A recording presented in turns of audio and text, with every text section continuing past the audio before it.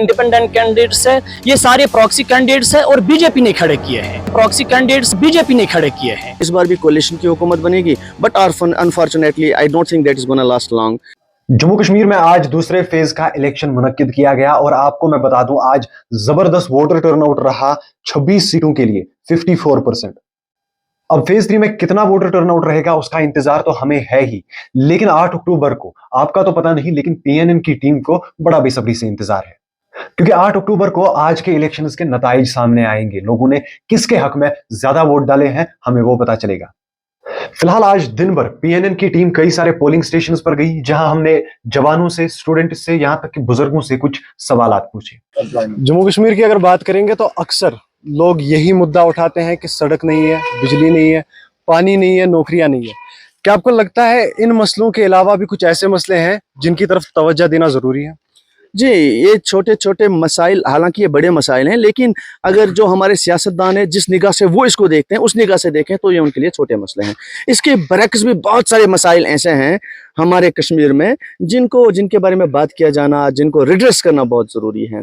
ऐसे मसाइल हैं जिनके बारे में गवर्नमेंट को चाहिए कि वो सामने आए, वो कुछ बात करें। सबसे पहले कि अगर देखा जाए कि हमारी जो गवर्नमेंट है यहाँ पे आर्टिकल 370 को एब्रोगेट किया गया, तो हम चाहते हैं कि उस पर बात हो। आर्टिकल 370 अगर ना मिले, हमारा स्टेटहुड हमें वापस मिले। उसके बरक्स भी अगर कोई और आर्टिकल ला सकते हैं वो, जिससे यहाँ के जो लोगों के राइट्स हैं वो खराब ना हो जाएं, उन राइट्स को ट्रानिश नहीं किया जाए, तो ऐसा कुछ करना चाहिए गवर्नमेंट को। ऐसे बहुत सारे मसाइल हैं हमारी सरकारों के पास, लेकिन बदकिस्मती से उनके पास टाइम ही नहीं है, वो अपने कामों में लगे हैं।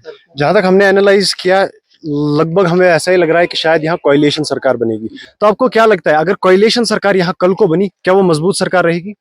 जी बिल्कुल नहीं। जो कोalition सरकारें इससे पहले भी बनती आई हैं, वो ना इससे पहले कभी उनके मुन में स्ट्रेंथ हमने देखी है, ना इस बार हम देखते हैं कि वो स्ट्रांग रहेंगी। और बदकिस्मती से इस बार भी वही होने वाला है जो हम इस वक्त कयास आराई कर रहे हैं। स्पेकुलेशन जो हमारी है वो यही है कि इस बार भी कोalition की हुकूमत बनेगी, but unfortunately I don't think that is gonna last long, that is gonna have that much of impact as we hope. जितना हम चाहते हैं कि उसका इम्पैक्ट पड़े हुकूमत का, मुझे नहीं लगता वैसा होने वाला है। जहां तक हमने एनालाइज किया है तो कहीं ना कहीं शायद यहाँ पे कोalition सरकार बनेगी। और हम देख भी रहे हैं कि आजकल यहाँ पे कई लातादाद इंडिपेंडेंट कैंडिडेट्स इस इलेक्शन में हिस्सा ले रहे हैं, कितनी ज्यादा पॉलिटिकल पार्टीज इस इलेक्शन में हिस्सा ले रही है। तो आपको लगता है जो भी सरकार कल को यहाँ पे बनेगी वो ज्यादा मजबूत नहीं रहेगी?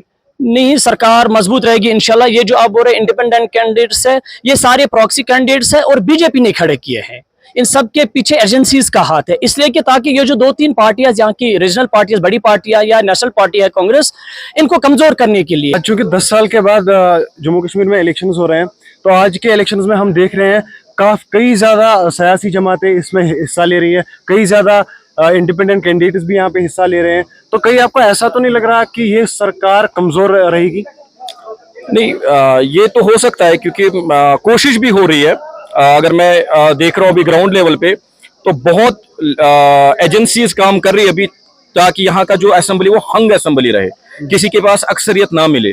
लेकिन पूरी तरह से कोशिशें कर रही है अपनी अपनी पार्टी, ताकि वो अपनी यहाँ पे एक मजबूत एब्सोल्यूट मेजॉरिटी से अपनी गवर्नमेंट बनाए, ताकि वो एक मजबूत गवर्नमेंट जो हमारी आवाज दिल्ली तक पहुंचाए।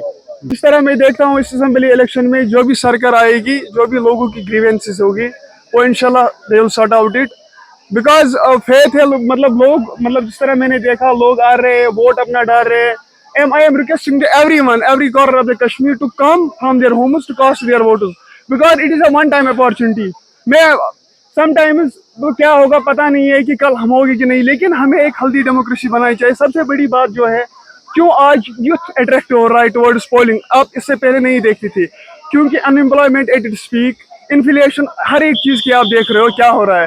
सो हम ये चाहते हैं कि कोई अपना ही बने, उसके पास हम ग्रीवेंस लेके जाए, हर एक डिपार्टमेंट में वैकेंसी निकाले, जो कि अभी तक ऐसे ही है। मतलब कोई भी डिपार्टमेंट आप देखो उस तरह से रिक्रूटमेंट प्रोसेस नहीं हो रहा है, अगर भी हो रही है उसमें 4 साल लग रहे हैं, तब तक बंदा अवरेज हो रहा है।